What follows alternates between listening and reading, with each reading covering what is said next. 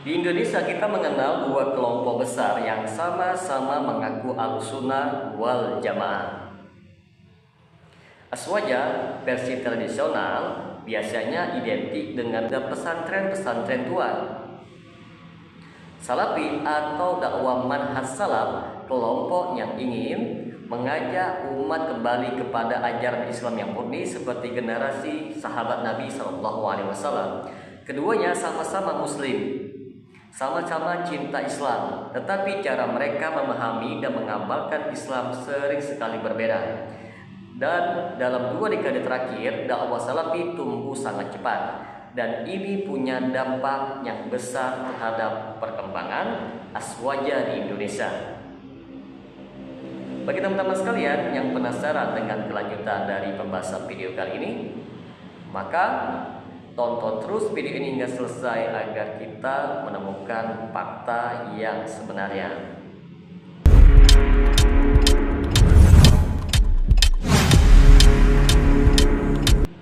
Assalamualaikum warahmatullahi wabarakatuh. Jumpa lagi dengan saya Rio Dedi di channel Manhaj Dakwah.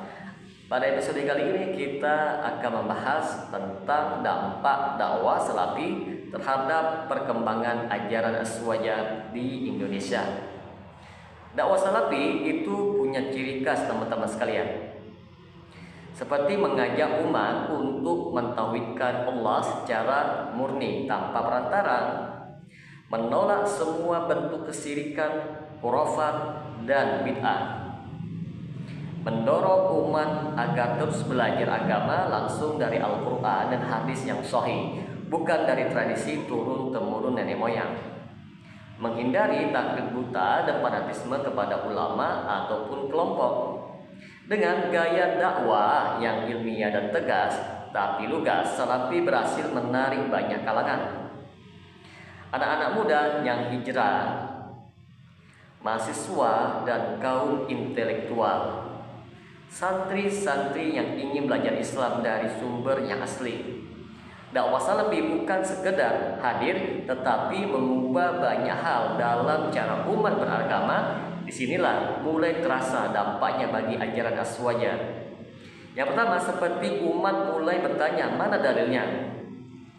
Sebelumnya kalau kiai bilang ini amalan leluhur, umat langsung ikut saja. Sekarang berbeda teman-teman, banyak yang bertanya, apa dalil yasinan tiap malam Jumat?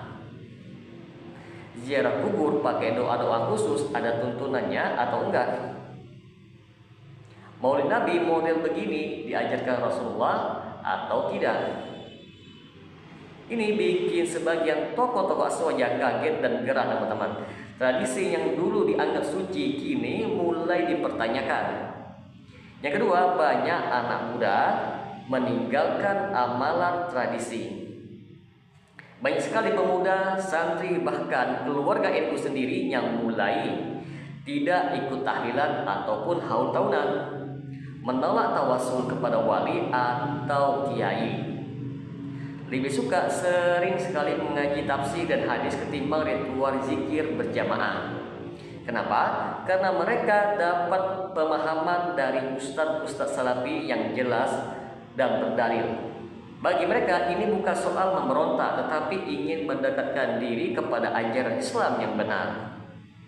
Yang ketiga, beberapa tokoh aswaja jadi defensif. Melihat perubahan ini teman-teman, beberapa tokoh aswaja mulai bersikap menuduh salafi sebagai wahabi radikal, bahkan anti NKRI, melarang kajian salafi di masjid, menyebarkan isu bahwa salafi itu sesat menyesatkan. Padahal teman-teman sekalian, yang dilakukan salafi hanyalah mengajak umat untuk lebih kritis dan kembali kepada dalil. Kalau kita perhatikan banyak perubahan yang besar yang terjadi di masyarakat, itu diantaranya seperti perubahan yang nyata yang bisa kita lihat di masyarakat akibat dakwah salafi ini. Masjid-masjid sekarang banyak sekali mengadakan kajian rutin, bukan cuma hanya pengajian umum. Umat lebih selektif dalam mengamalkan ibadat dan tidak asal ikut-ikutan. Tumbuh komunitas-komunitas dakwah di berbagai kotanya aktif belajar agama dari sumber yang benar. Bahkan beberapa pesantren dan majelis aswaja sekarang ikut menyampaikan kajian-kajian hadis, menekankan tauhid dan mulai meninggalkan ritual-ritual yang aneh. Ini bukti bahwa dakwah salafi memberi pengaruh yang positif dalam penyadaran umat dalam beragama. Maka apa yang harus dilakukan oleh aswaja teman-teman sekalian?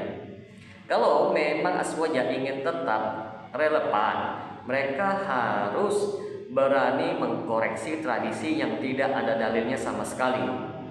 Lalu fokus pada pendidikan umat, bukan sibuk menyerang salafi. Membuka ruang diskusi ilmiah, bukan menutup forum kajian yang berbeda dengan mereka. Sebab faktanya di lapangan umat semakin cerdas dan ingin yang jelas. Mereka tidak mau lagi hanya ikut-ikutan karena ada istiadat. Maka dapat kita simpulkan di sini teman-teman sekalian, dakwah salafi adalah angin yang besar bagi umat.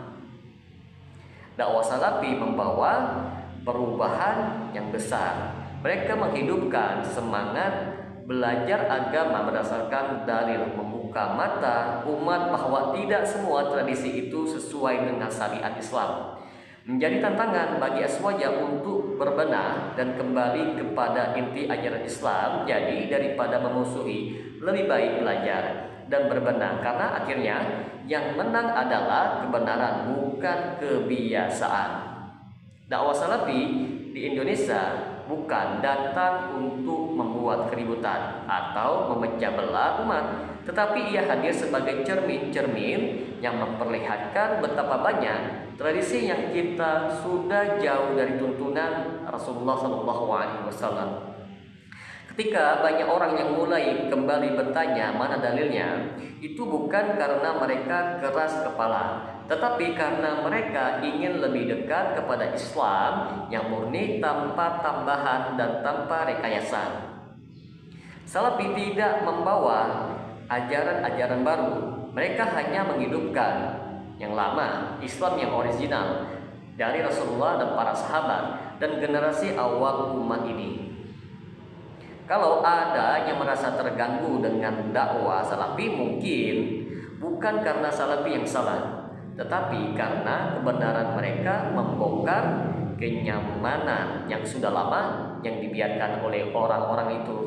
Umat makin cerdas, mereka tidak bisa lagi ditakut-takuti dengan istilah-istilah Wahabi, Khawarij, dan atau anti-NKRI. Yang mereka cari sekarang bukan simbol tapi isi dan dalil. Maka saatnya kita jujur teman-teman sekalian, apa kita akan terus mempertahankan tradisi tanpa dalil, atau kita siap kembali kepada Islam sebagaimana Rasulullah dan para sahabat memahaminya. Karena pada akhirnya yang akan bertahan adalah yang sesuai dengan Al-Quran dan As-Sunnah. Semoga dengan sedikit penjelasan ini dapat memberikan manfaat bagi teman-teman sekalian, dan apabila channel ini dapat memberikan manfaat bagi teman-teman sekalian, silakan subscribe dan share, semoga bermanfaat. Assalamualaikum warahmatullahi wabarakatuh.